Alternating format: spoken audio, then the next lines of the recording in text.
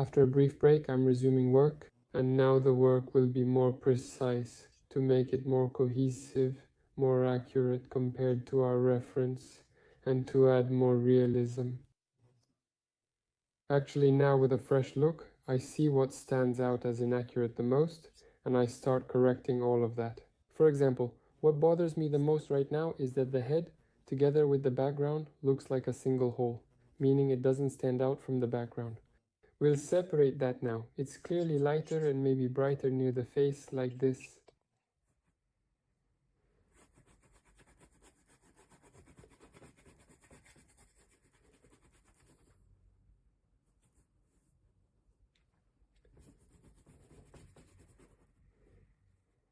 Like this, and here where the beard will be.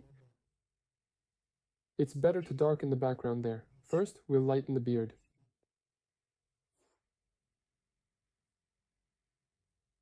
We're connecting the beard right here, with the head already here. The ear here curves a bit, there's a bend. The earlobe is roughly at the level of the nose.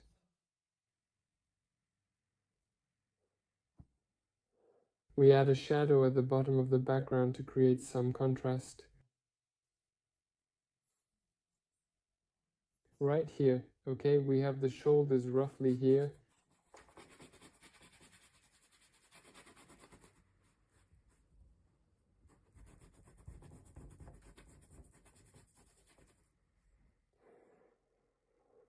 I'll make the clothes brighter on this side, on the side where the light is.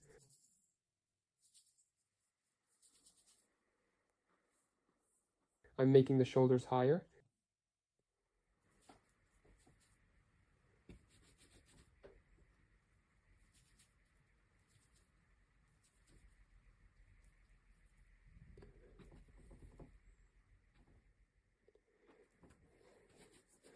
And applying the paint more densely now.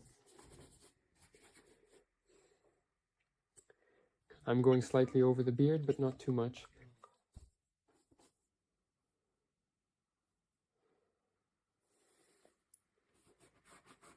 As if I'm lowering the shoulder a bit, like this. Seems good. Here it's more or less separated. The only thing is, you can make the background a bit lighter at the top.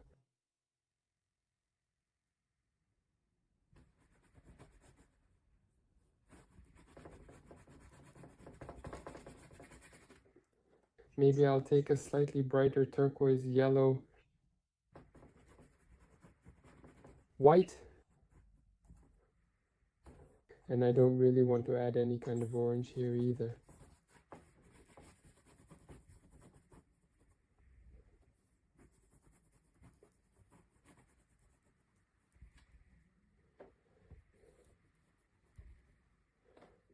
So,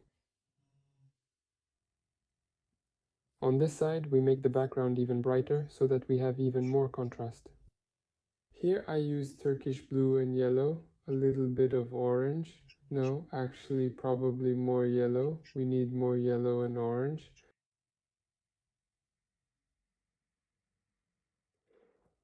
This kind of color. This way, I'm now separating the background from the portrait very well.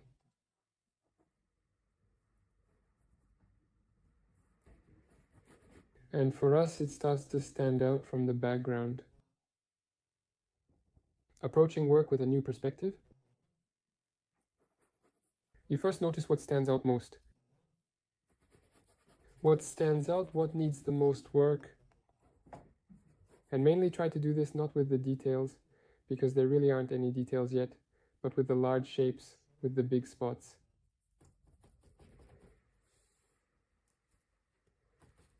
I'll cover the background right away so that it's finished and we don't have to come back to it. Gaps on the canvas are fine if left everywhere, but if you cover them all. It likely depends on the subject, because maybe there are situations when it makes sense to leave them in some places and not in others, so it really depends. So I think you can cover the head a little bit here, a little bit here. as if to make it a bit narrower. It's just a bit too straight. Wide. I'm lightening the hair. Look, some areas I'm already starting to zone out because honestly, you don't really need your brain for things like this. You just need to fully commit to this process. Well, obviously my task right now is to make a tutorial, so I need to explain what I'm doing. Well, actually, you don't really need to talk or think here.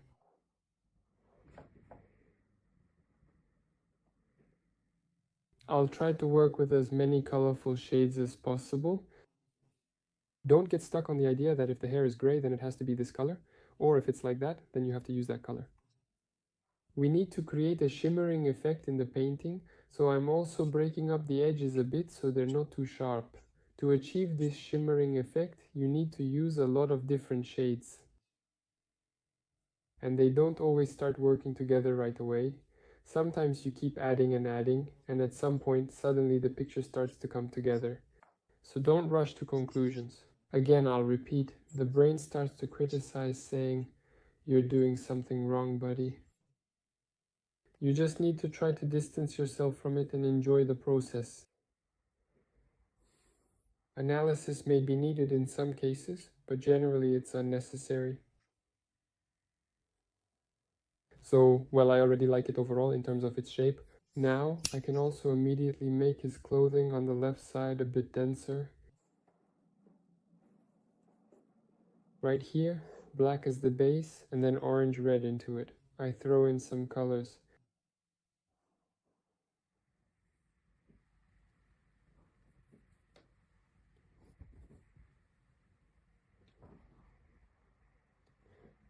We immediately get some passion in there. Thanks to these spots,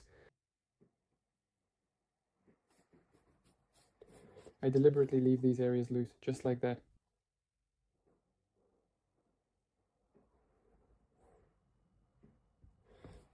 You can go over it a bit with the background, break it up a little like this. By the way, those sharp edges,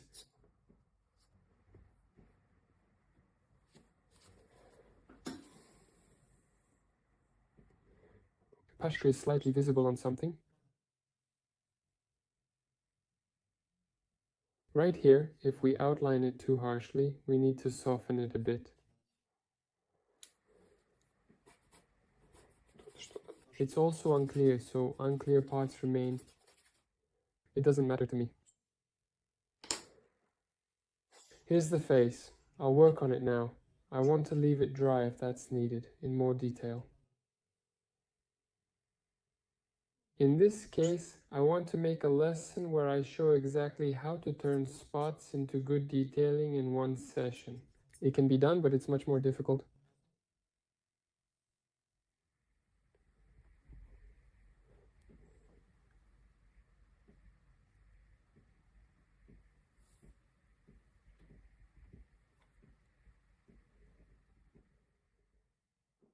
I'm working with red-orange like this, adding some more of these bright ones.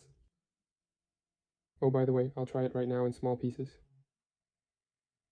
There's a little piece left here. I thought, oh, why not do it like this more often? Just like this. Wait, well, just lay it out like this.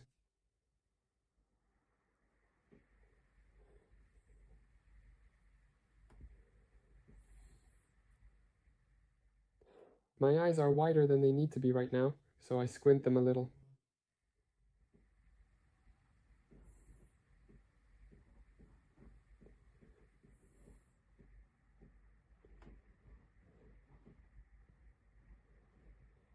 So look, right now it's all red pretty much.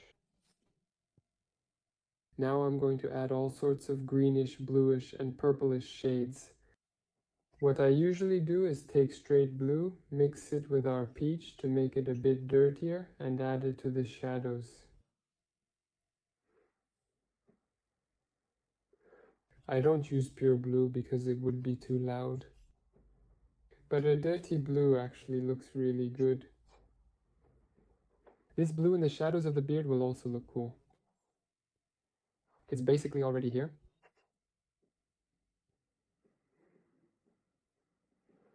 And then I take a lighter, more sky blue color, by the way. I picked up the blue with my dirty brush, it got a bit messy, and I try it out. I also try adding it in various areas, typically in mid-tones or between light and shadow, and in shadows. The light here is warm, so the shadows are mostly cool. See how it transforms beautifully with the blue. But there are a lot of green shades here, so now I'm adding green to my blue and adding more of it, much more boldly. And right here, I want to add more here, especially on the eyebrow. You can do it on your hair too. White, I add it to this green. An even lighter green, but now it already feels like too much. Now we're going to remove it.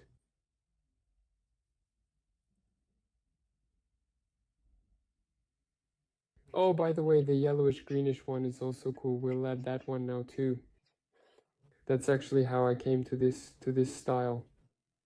I got bored of just making a copy of the photo, so I started adding things. And I've always loved bright colors, so I just started trying different colors. Like now, I found yellow. I didn't plan to add yellow, it just happened to be there, so I added it. You have to remember, even if you think you've already learned how to draw and pick colors, just like sometimes, I feel like I've learned and not to forget. Try. Experiment with new shades, new colors to find these cool ones like this. Tonal relationships, color relationships. Now the orange has gone into my beard. Here it's already shorter. It just took off everything by itself.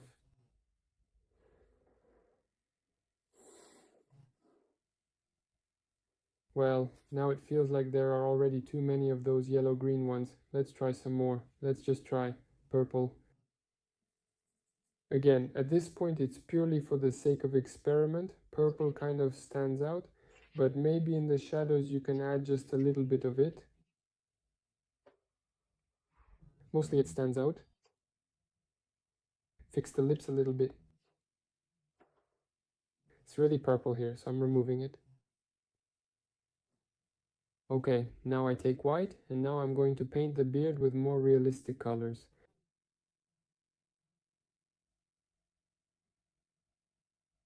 I'm removing this feature right here now. How it has an orange tint.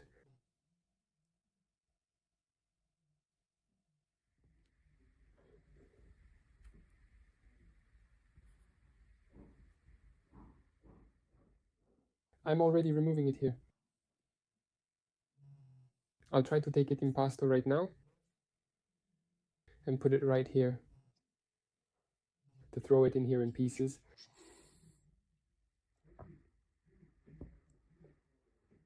So that we get this kind of volume coming out.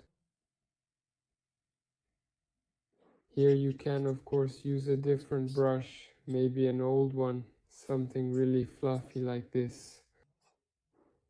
But for now we use what we have.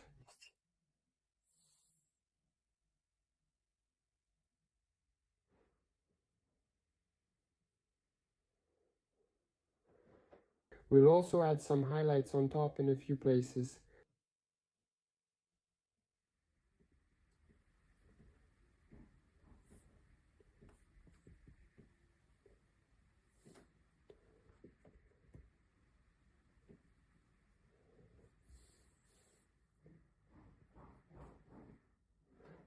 This part also seems to be standing out a bit right now, but we'll blend it in anyway.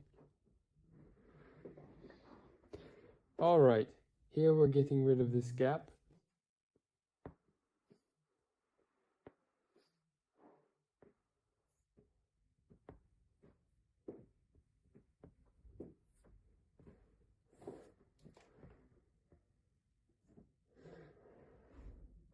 You can add some more highlights right here on the mustache.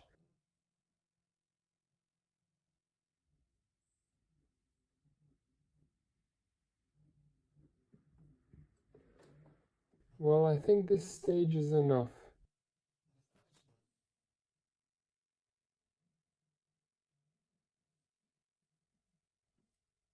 I'll leave Grandpa like this for now. I think maybe once it's dry, I'll do another little update so I can go over the details more precisely to refine them. Oh, and now I can make the highlights even whiter.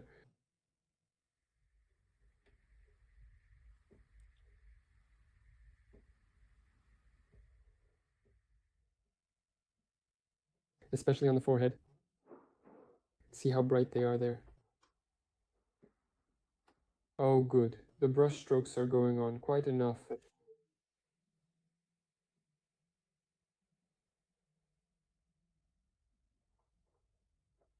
An old man joins us now.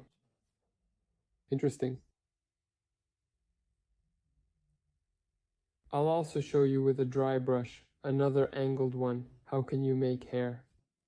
In more detail? You can watch that in the next video. So here, I like this green, but I want to remove it.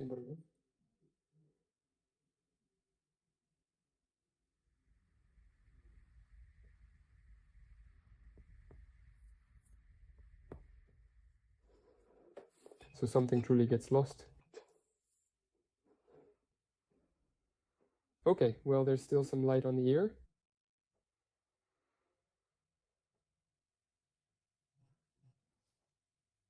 With the vein, more or less here, there's blue here, but still, I want to remove this part, as if the whole thing should be calmer in terms of colors. Although, look, on the shadow side, all these blue shades actually fit in quite well.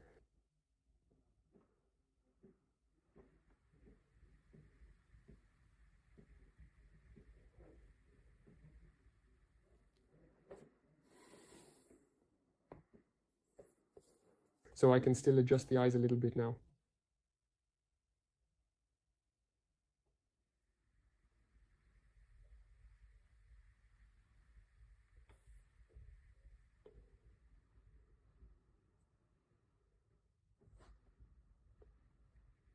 Oh, that's a good one. This color turned out well. Like over there. We need pure red.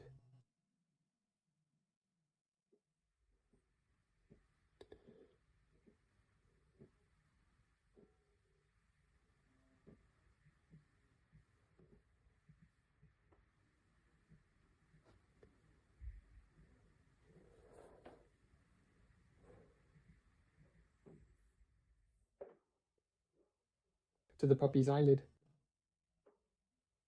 It's also a bit red. Okay, well. Yeah, like that. Okay, let's do it now.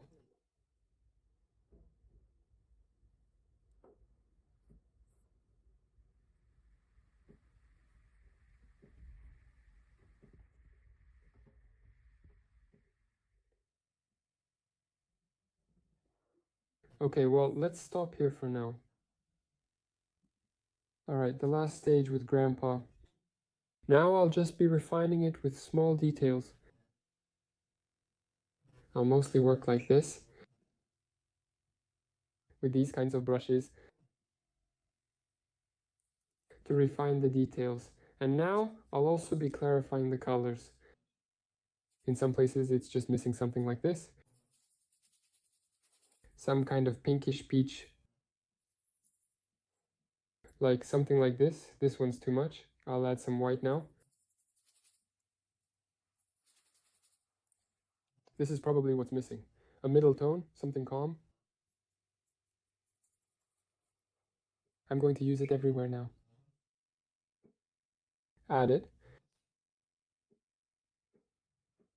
The paint has dried, but not completely.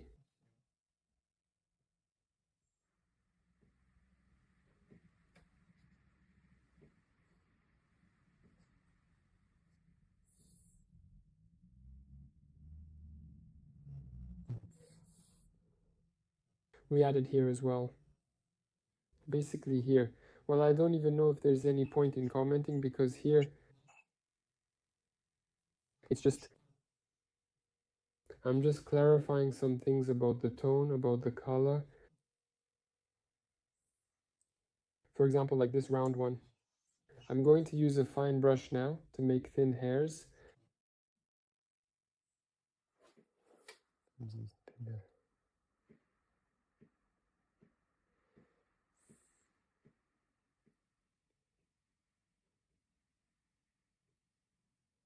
So I add it the same way, I just added one color now, then I'll add some darker ones to create a shadow for them and so on. Now I'm going to gradually work on it over time. At this stage, sometimes it takes much more time than the initial stage. In most cases, of course, I don't work it out like this. I actually prefer a rougher approach. Well, in this case, again, it will be useful for learning.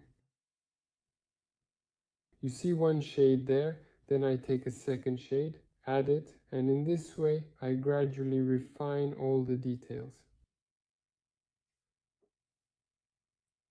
The convenience of a small brush is that our color,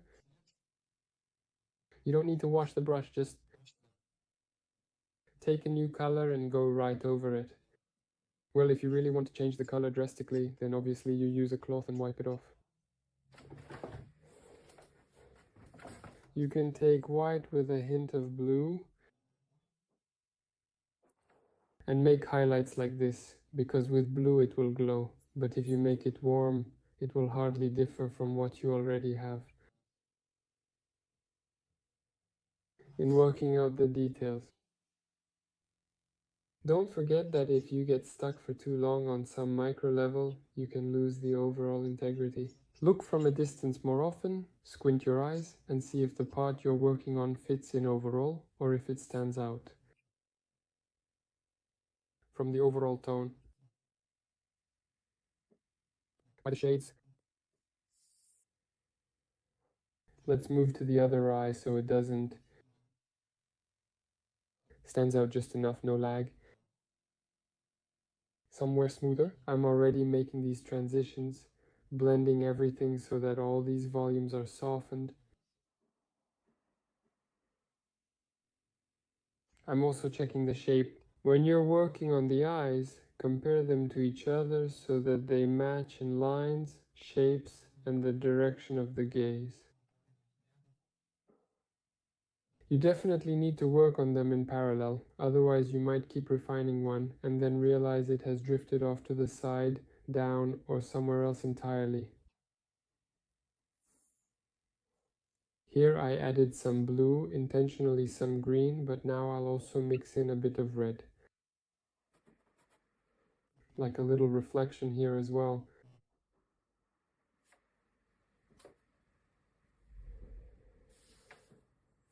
Basically just more precise.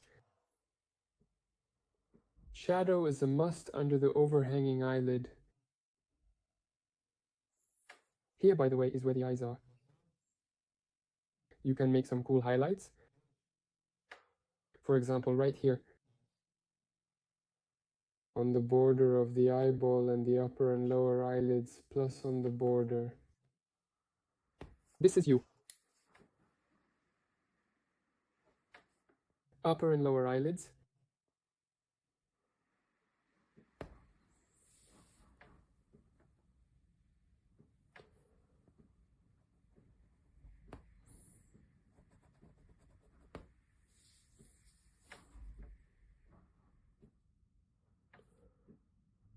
Little lights.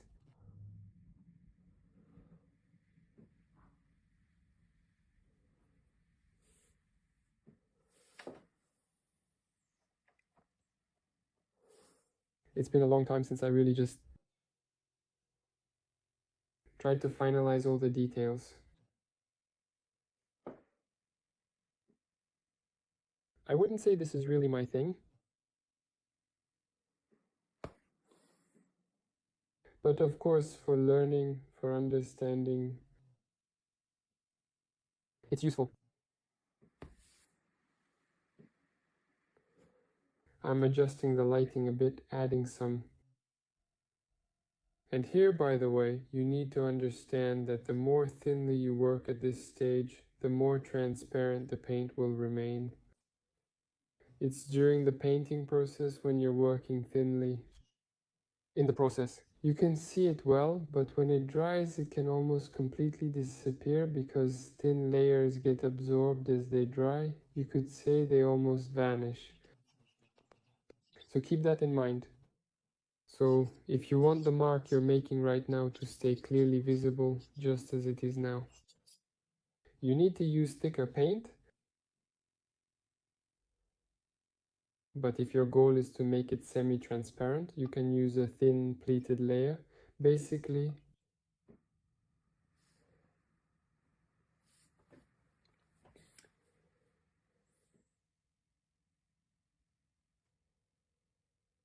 okay.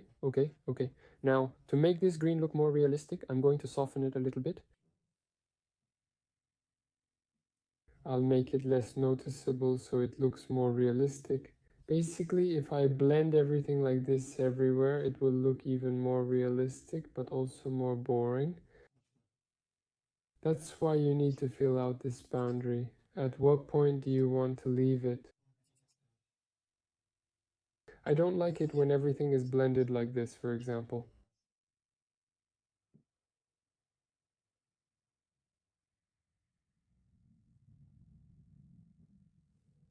Alright, well, now the face overall looks pretty good. Now I'll do the ear as well. I'll fix it up.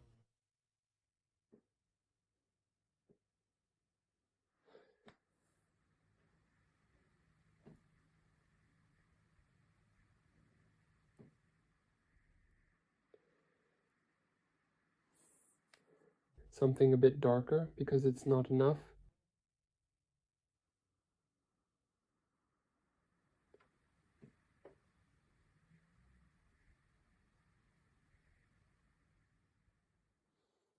Right here.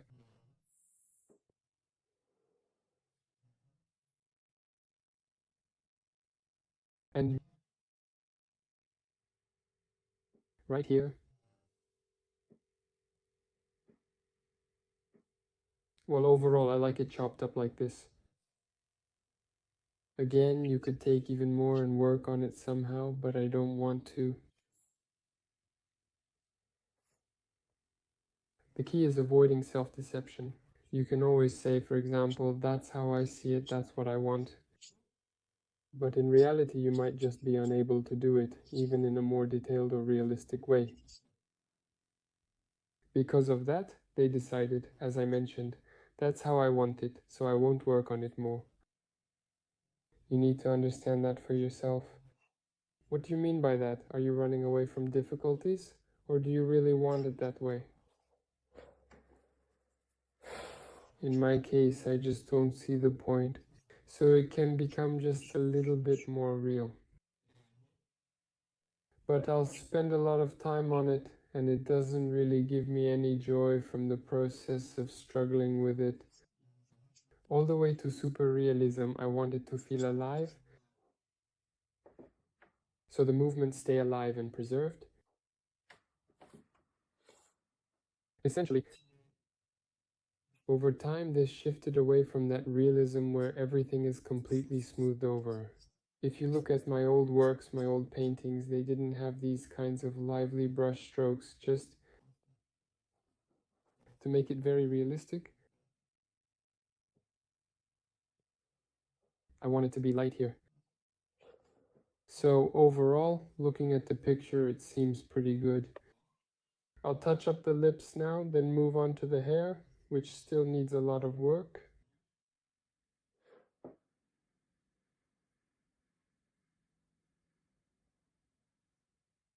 The lips a little,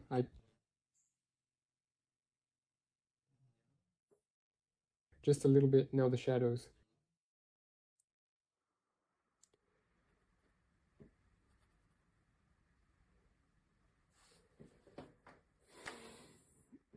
Alright, well, the guy is generally good, I like him. Now let's do the hair. Look, I have a beautiful brush, which right now we're going to use to create volume. To start, I'll do the dark areas. There aren't that many, but it's easier to start with the dark. Well, not easier, but more correct, because all the darks are in the background. Look how quickly he creates the effect of hair detail. Just imagine how long it would take to paint each hair with a thin brush, and they might not even turn out as well. It's very dry, like a fence, because the brain likes to build fences, things it understands. Everything in neat rows. When I make these movements, they're already quite chaotic. And it turns out that it comes out naturally and quickly in this dark one. And by the way, now the color is coming through. It's kind of transparent, and that's exactly what you need. Less pressure, even more transparent, more pressure, less transparency. I'm applying it everywhere with a little extra at the bottom as well. If there's not enough paint, obviously you need to add more. While there's more of it, I add it to the darker areas. While there's less of it, when there's less of it. I'm already moving on to the lighter parts. And even just the dark part has passed for me. It already seems like it's become more. Let's paint it in.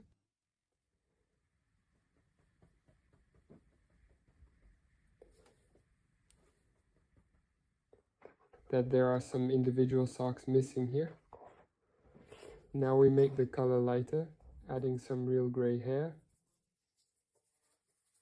I'll even try a bit of yellow, nearly pure white. Oh, look how beautiful it is. The main thing is not to overdo it. Otherwise we'll lose our volume, so there shouldn't be too much white. We should hint at the beard by suggesting it in a few places, letting the brain fill in the rest as if it's everywhere. A hairy area, that's it. The brain goes, aha. It doesn't really look closely in the shadows to see if it's drawn there or not. It saw it in the light. That's enough for it. There's not enough separation from the skin.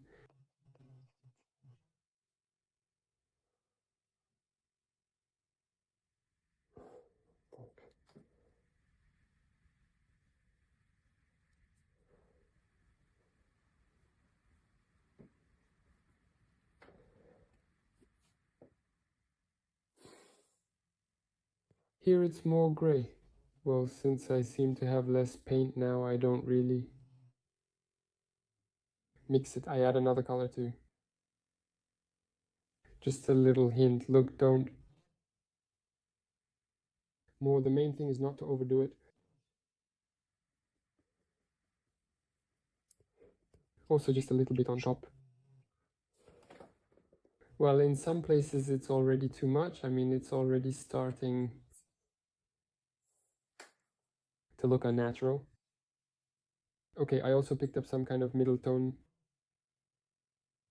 Here's how to approach the skin. A little bit here as well.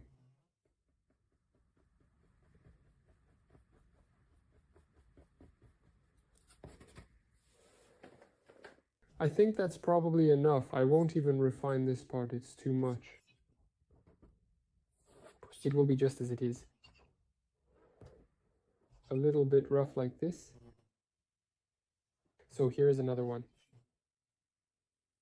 As if there's a little bit of beard missing. And just blend it a little.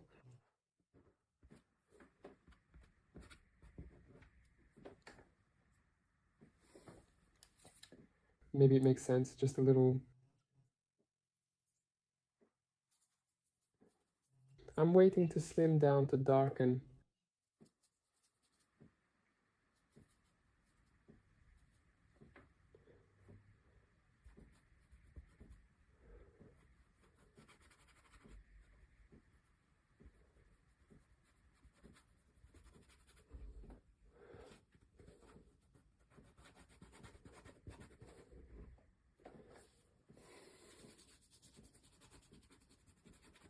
There are folds here, a hint. That's it. I think we'll finish here. Maybe I'll take a look now, add a couple of brush strokes, but nothing more. I might miss something, maybe some little details. Actually, right here I could add a few more dark hairs. Well, there's something again. 98-99% is done. Maybe I'll take another look at it dry, but honestly, none of this will really matter. Thank you for watching. I hope this video was helpful.